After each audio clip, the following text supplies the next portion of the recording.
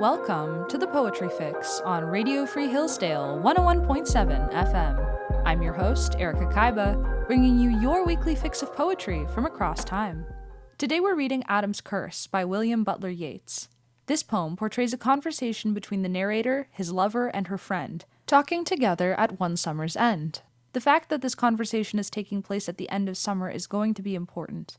It implies decadence, the end of the growing season, and the beginning of the decay that comes with fall. Decadence is the shadow that hangs over the poem, the second half of Adam's Curse. The first part of Adam's Curse is summed up in 2 lines in the middle of the poem. It's certain there is no fine thing since Adam's fall, but needs much laboring. The 3 characters have been talking about the difficulty of laboring to understand a poem, to be beautiful, and to pursue love. Yet the difficulty is juxtaposed with the fineness in these laborious pursuits. Poetry, beauty, and love are each noble, attractive ends.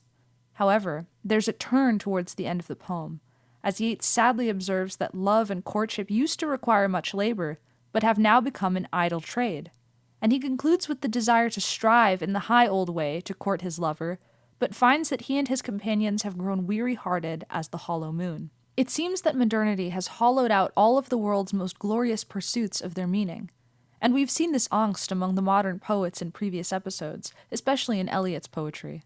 And this is the second, unstated half of Adam's Curse.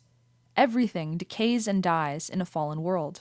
In Yeats's imagination, it's not only people that die, but ages which pass away.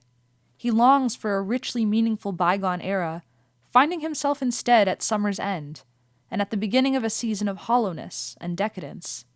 A season which can be identified with modernity itself. So Yeats has done us the favor of identifying a crisis of meaning in the modern world and pointing out the difficulty of striving to regain the high old ways. I think it's worth asking, though, what the solution to the crisis is, if a solution does exist.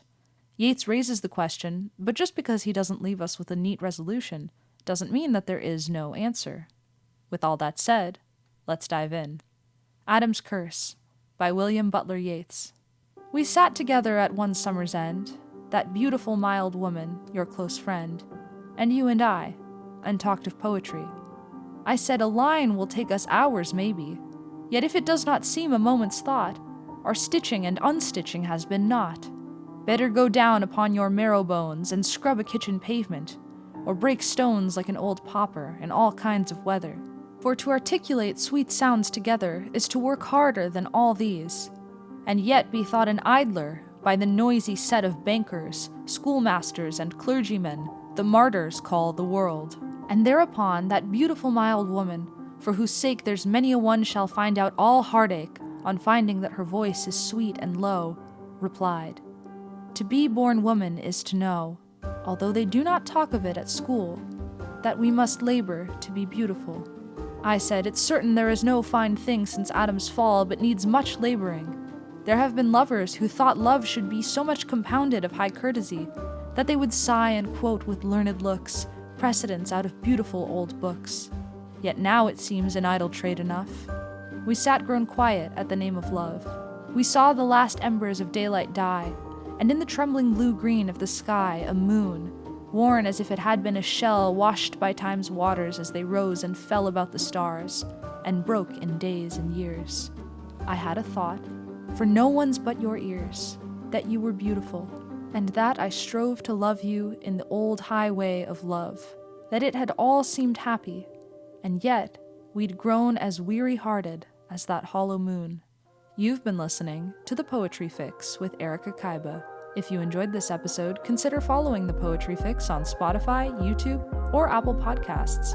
And if you have any poems you want to see in a future episode, email your suggestions to thepoetryfix@gmail.com. Join me next week and we'll be reading The Battle of the Bulge by Robert W. Service.